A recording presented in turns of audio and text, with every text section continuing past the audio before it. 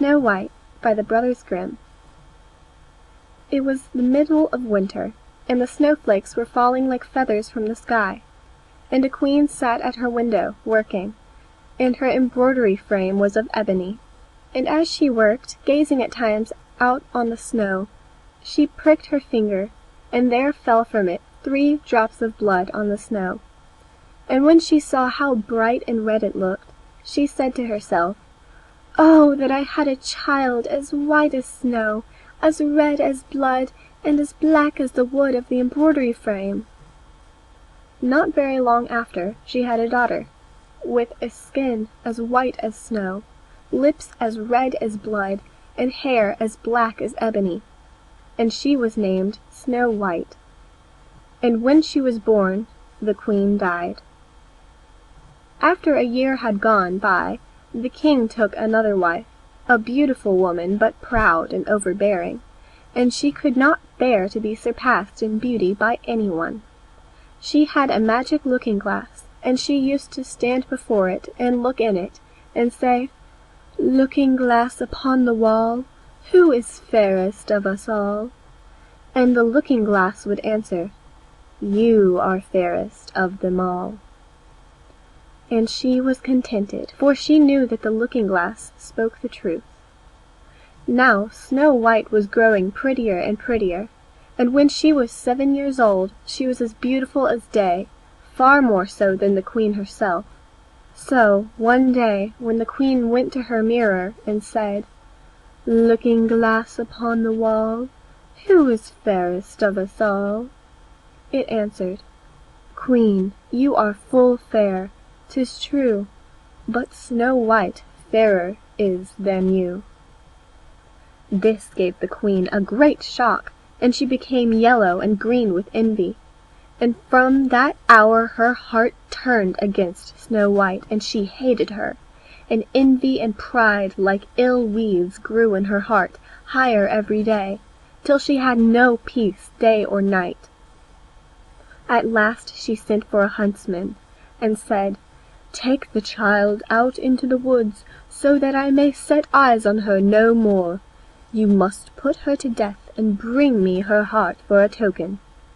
The huntsman consented, and led her away, but when he drew his cutlass to pierce Snow White's innocent heart, she began to weep, and to say, "Oh, dear huntsman, do not take my life. I will go away into the wild wood, and never come home again."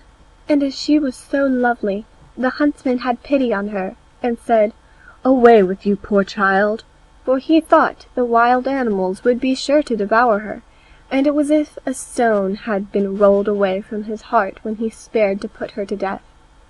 Just at that moment a young wild boar came running by, so he caught and killed it, and taking out its heart, he brought it to the queen for a token. And it was salted and cooked, and the wicked woman ate it up, thinking that there was an end of Snow White. Now when the poor child found herself quite alone in the wild woods, she felt full of terror, even of the very leaves on the trees, and she did not know what to do for fright. Then she began to run over the sharp stones and through the thorn bushes, and the wild beasts after her, but they did her no harm. She ran as long as her feet would carry her, and when the evening drew near she came to a little house, and she went inside to rest. Everything there was very small, but as pretty and clean as possible. There stood the little table ready laid, and covered with a white cloth, and 7 little plates, and 7 knives and forks and drinking cups. By the wall stood 7 little beds, side by side, covered with clean white quilts.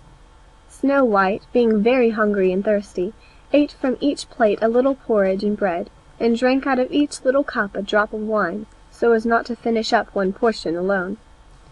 After that she felt so tired that she lay down on one of the beds, but it did not seem to suit her.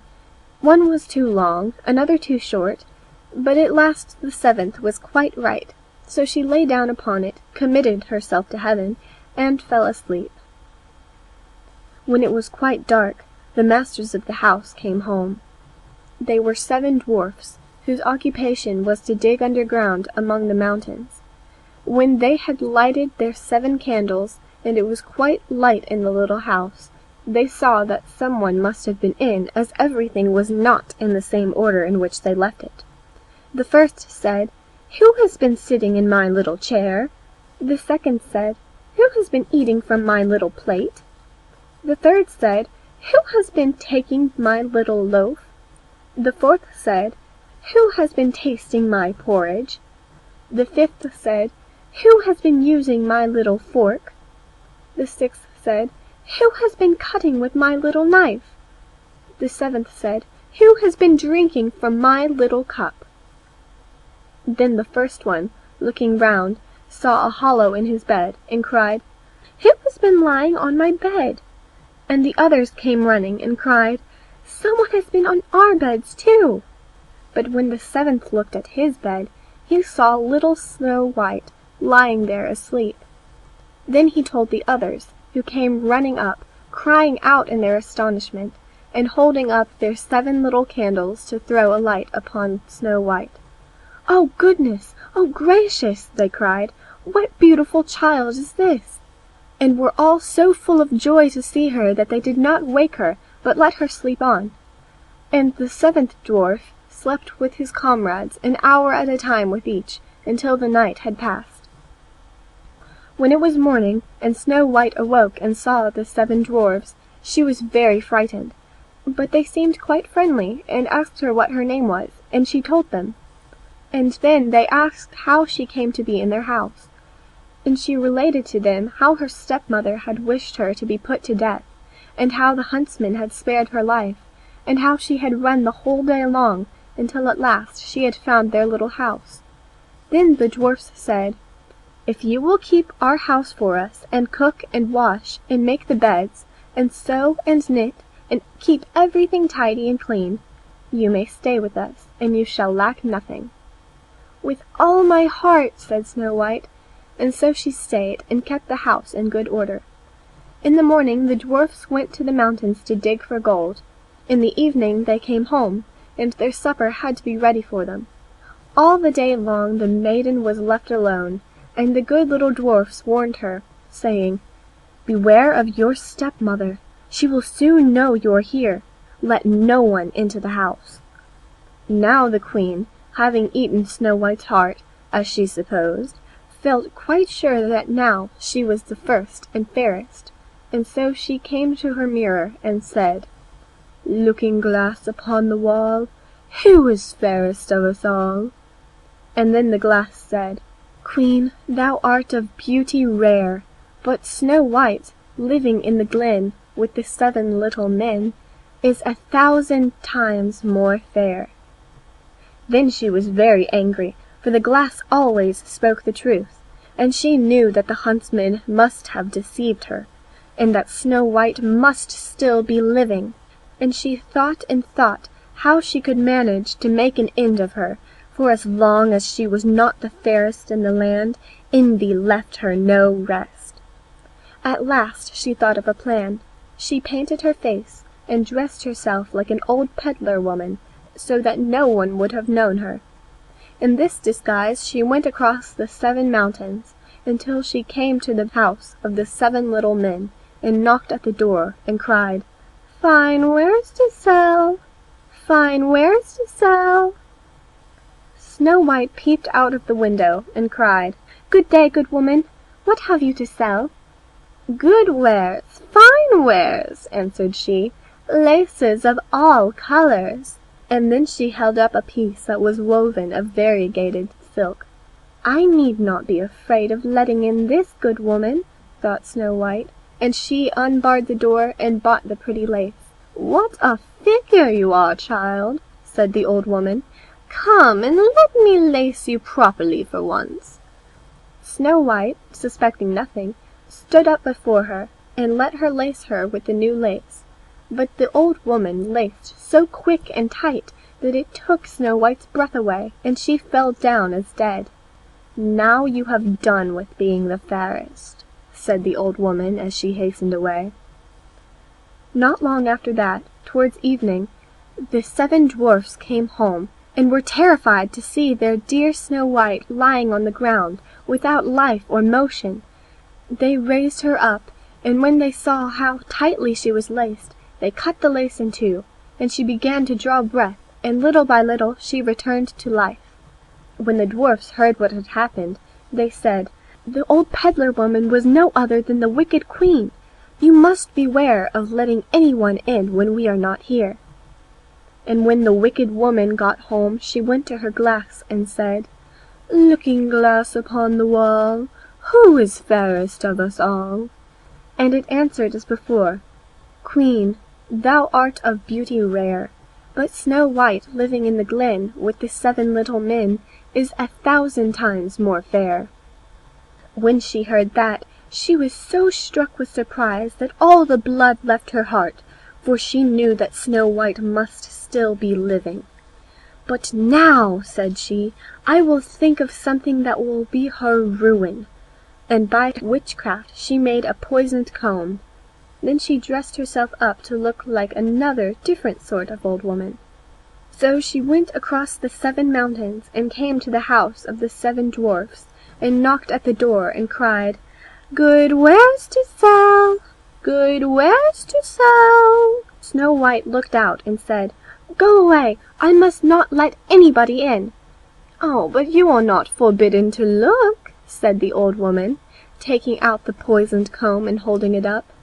It pleased the poor child so much that she was tempted to open the door, and when the bargain was made, the old woman said, "And now, for once, your hair shall be properly combed." Poor Snow White, thinking no harm, let the old woman do as she would, but no sooner was the comb put in her hair than the poison began to work, and the poor girl fell down senseless. "Now, you paragon of beauty," said the wicked woman, "this is the end of you," and went off. By good luck it was now near evening, and the 7 little dwarfs came home.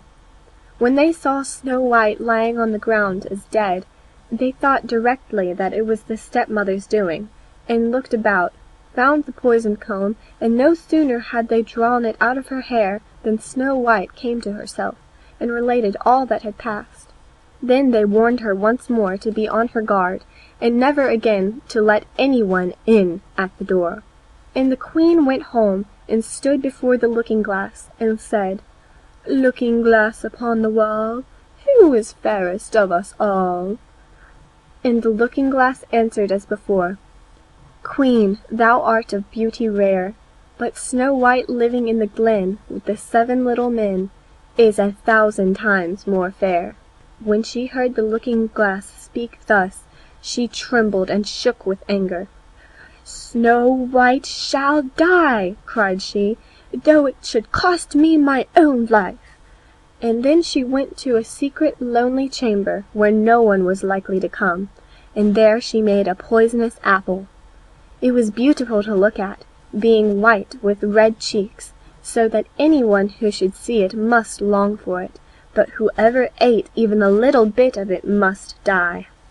When the apple was ready, she painted her face and clothed herself like a peasant woman, and went across the 7 mountains to where the 7 dwarfs lived. And when she knocked at the door, Snow White put her head out of the window and said, "I dare not let anybody in. The 7 dwarfs told me not to." "All right," answered the woman. "I can easily get rid of my apples elsewhere. There, I will give you one." "No," answered Snow White, "I dare not take anything." "Are you afraid of poison?" said the woman. "Look here, I will cut the apple in 2 pieces. You shall have the red side, and I shall have the white side." For the apple was so cunningly made that all the poison was in the rosy half of it. Snow White longed for the beautiful apple, and as she saw the peasant woman eating a piece of it, she could no longer refrain, but stretched out her hand and took the poisoned apple. But no sooner had she taken a morsel of it into her mouth than she fell to the earth as dead. And the queen, casting on her a terrible glance, laughed aloud and cried, "As white as snow, as red as blood, as black as ebony. This time the dwarfs will not be able to bring you to life again." and then she went home and asked the looking-glass, "Looking-glass upon the wall, who is fairest of us all?" At last it answered, "You are the fairest now of all." Then her envious heart had peace, as much as an envious heart can have. The dwarfs, when they came home in the evening, found Snow White lying on the ground, and there came no breath of her mouth, and she was dead. They lifted her up, sought if anything poisonous was to be found, cut her laces, combed her hair, washed her with water and wine, but all was of no avail. The poor child was dead, and remained dead. Then they laid her on a bier, and sat all 7 of them round it, and wept and lamented 3 whole days. And then they would have buried her, but that she looked still as if she were living, with her beautiful blooming cheeks. So they said, "We cannot hide her away in the black ground." And they made her a coffin of clear glass, so as to be looked into from all sides. And they laid her in it, and wrote in golden letters upon it her name, and that she was a king's daughter. And then they set the coffin out upon the mountain, and one of them always remained by it to watch. And the birds came too, and mourned for Snow White, first an owl, then a raven, and lastly a dove. Now for a long while Snow White lay in the coffin, and never changed, but looked as if she were asleep, for she was still as white as snow, as red as blood, and her hair was as black as ebony. It happened, however, that one day a king's son rode through the woods, and up to the dwarf's house, which was near it. He saw on the mountain the coffin, and beautiful Snow White within it, and he read what was written in golden letters upon it. Then he said to the dwarfs, "Let me have the coffin, and I will give you whatever you like to ask for it." But the dwarfs told him that they could not part with it for all the gold in the world. But he said, "I beseech you to give it me, for I cannot live without looking upon Snow White. If you consent, I will bring you to great honor, and care for you as if you were my brethren." When he spoke so, the good little dwarfs had pity upon him, and gave him the coffin. And the king's son called the servants, and bid them carry it away on their shoulders. Now it happened that as they were going along, they stumbled over a bush, and, with the shaking, the bit of poisoned apple fell out of her throat. It was not long before she opened her eyes, threw up the cover of the coffin, and sat up, alive and well. "Oh dear, where am I?" cried she. The king's son answered, full of joy, "You are near me." And relating all that had happened, he said, "I would rather have you than anything in the world. Come with me to my father's castle, and you shall be my bride." And Snow White was kind, and went with him, and their wedding was held with pomp and great splendor. But Snow White's wicked stepmother was also bidden to the feast, and when she had dressed herself in beautiful clothes, and went to her looking-glass, and said, "Looking-glass upon the wall, who is fairest of us all?" The looking-glass answered, "O Queen, though you are of beauty rare, the young bride is 1,000 times more fair." Then she railed and cursed, and was beside herself with disappointment and anger. First she thought she would not go to the wedding, but then she felt she should have no peace until she went and saw the bride. And when she saw her, she knew her for Snow White, and could not stir from the place for anger and terror. For they had ready red-hot iron shoes, in which she had to dance until she fell down dead. End of Snow White.